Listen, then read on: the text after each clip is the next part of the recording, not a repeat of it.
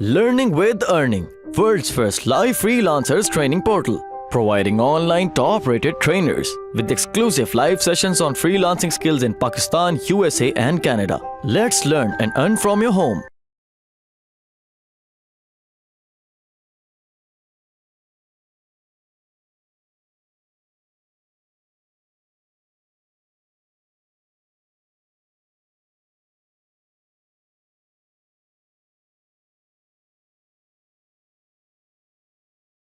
Let's start. So basically आपने क्या किया कि आपने प्रोडक्ट्स को वैल्यूएट कर लिए, सैंपल्स जो कि आपके पास आए थे, और आपने ये भी चूज कर लिया कि उसमें से जो आपने ऑब्वियसली कोई प्रोडक्ट चूज की होगी उसमें से आपने एक से ज्यादा सप्लायर से सैंपल्स मंगवाने हैं ताकि आपके पास डिफरेंट ऑप्शंस हों कि कल को अगर आपकी प्रोडक्ट चल जाती है तो आपने सिर्फ एक सप्लायर से ही नहीं लेते रहना, क्योंकि अगर कल को वो सप्लायर आपको स्टॉप रिस्पॉन्डिंग करता है तो आप स्टक हो जाएंगे, क्योंकि आपका बिजनेस स्टक हो जाएगा और you can't rely on one basically. So इस तरह से आपने डिफरेंट सप्लायर से सैंपल मंगवाकर प्रोडक्ट को टेस्ट करना है, और टेस्ट करने के बाद आप बेसिकली उस प्रोडक्ट को चूज करेंगे.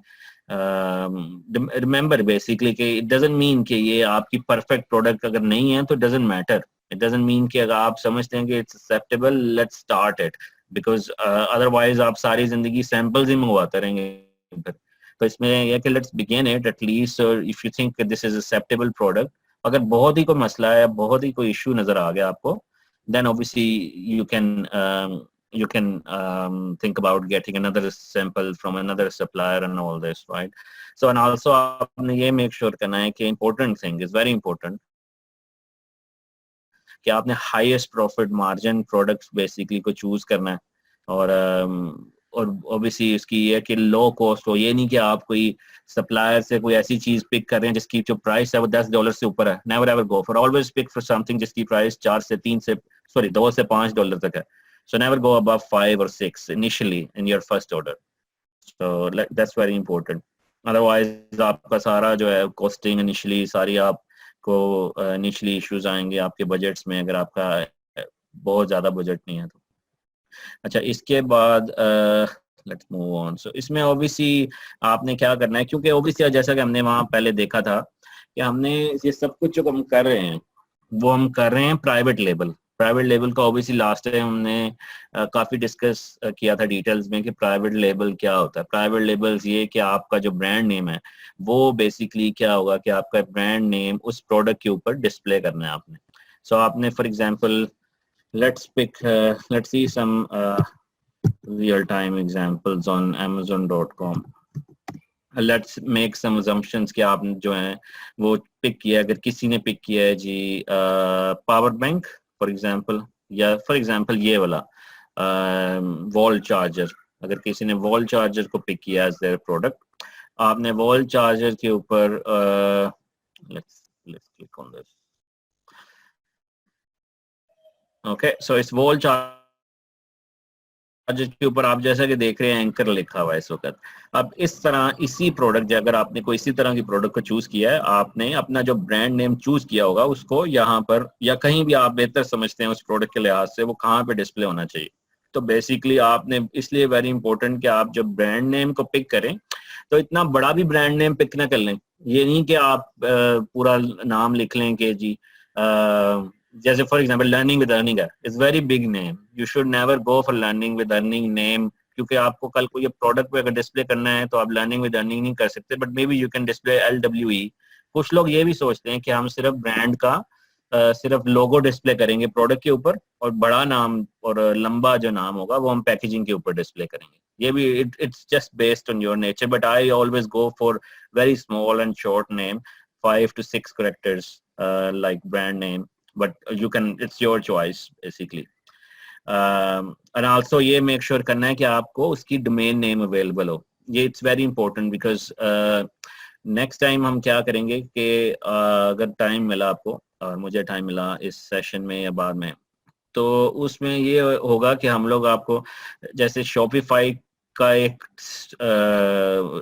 शॉपिफाई की इंटीग्रेशन अमेज़न के साथ करके दिखाएंगे, ताकि आप बाद में क्या करेंगे उसी डोमेन पे Amazon की इंटीग्रेशन Shopify के साथ, जो लोगों को Shopify का नहीं पता, it's more of like e commerce platform जहाँ से आप बेसिकली अपनी प्रोडक्ट्स को ऐड करते हैं और फिर शिप भी कर सकते हैं वाया Amazon. सो अगर Shopify पे ऑर्डर आता है तो आप सिर्फ जस्ट वन क्लिक और Amazon फुलफिल करेगा, ठीक है. Amazon Shopify के साथ लिंक हो चुका होगा.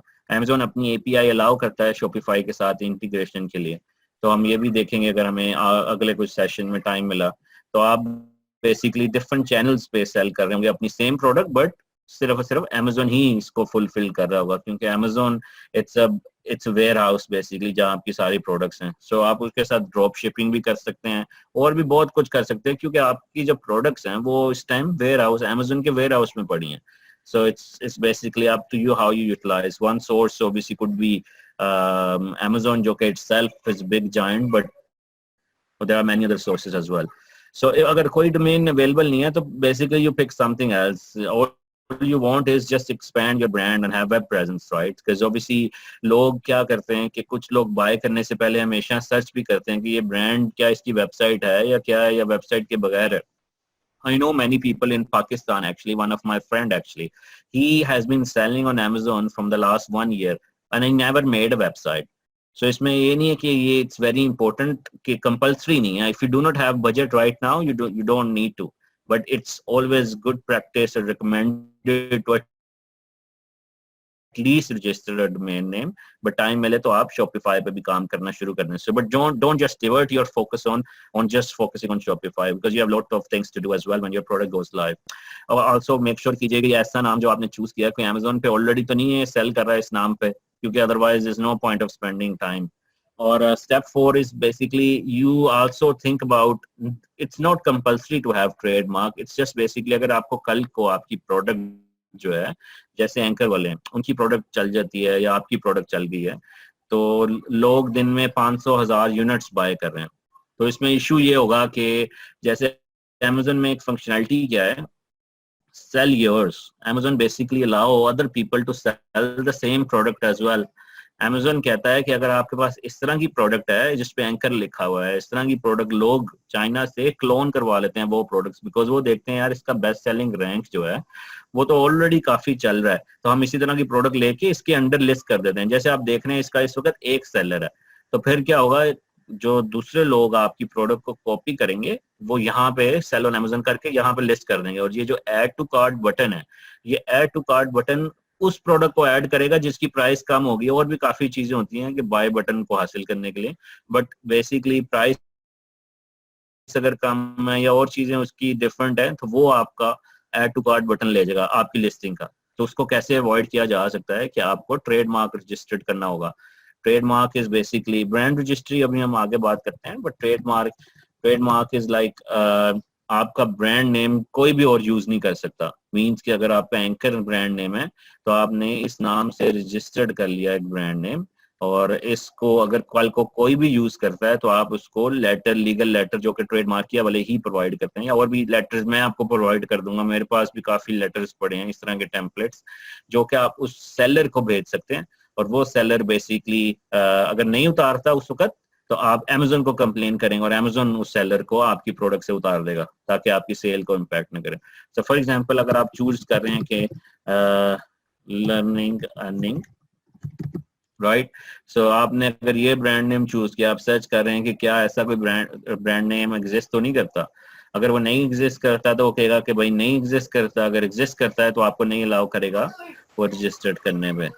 तो इस तरह से basically it's a bit of slow at the moment, but ये भी आपको सर्च रिजल्ट्स में ये आगे जाके शो करेगा, राइट. सो इस तरह से basically as you can see, right. So इसमें अर्निंग फॉर लर्निंग इस तरह के सिमिलर रजिस्टर्ड हैं जैसे कि आप देख सकते हैं. Okay, let me read few questions. So profit minimum maximum कितना होना चाहिए? I always recommend that almost 40% होना चाहिए एटलीस्ट मिनिमम, अगर आप प्रॉफिट कैलकुलेट करना है किसी प्रोडक्ट का. लास्ट टाइम मैंने काफी डिटेल में बताया था कि किस तरह से आप अपना प्रॉफिट कैलकुलेट करते हैं पर प्रोडक्ट. बट ऑब्वियसली अगर आपने امیزون کا بھی دیکھنا ہے کہ امیزون کس طرح سے آپ کا وہ کیلکولیٹ کرتا ہے پروفٹ مارجن. تو دیر از a page as well which actually you can see کہ امیزون اپنا ایک کیلکولیٹر بھی پرووائڈ کرتا ہے. سو امیزون اپنا کیلکولیٹر پرووائڈ کرتا ہے جس میں آپ اپنی پروڈکٹ پرائس ڈالتے ہیں تو وہ بیسیکلی آپ کو بتاتا ہے کہ آپ کتنے سیو کریں گے اس پروڈکٹ کے اگینسٹ. میں نے لنک یہ شیئر کیا. امیزون کو شاپیفائی کے ساتھ لنک کرنا ہے, شاپیفائی کو امیزون کے ساتھ لنک کرنا ہے. بعد میں اگر آپ چاہتے ہیں کہ آپ کی پروڈکٹ ڈفرنٹ ویب سائٹس پہ اویلیبل ہو اور امیزون سے لنک ہو, کیونکہ ویئر ہاؤس میں امیزون کے پاس پڑی ہوئی ہے, تو امیزون بیسیکلی وہ شپ کرے گا.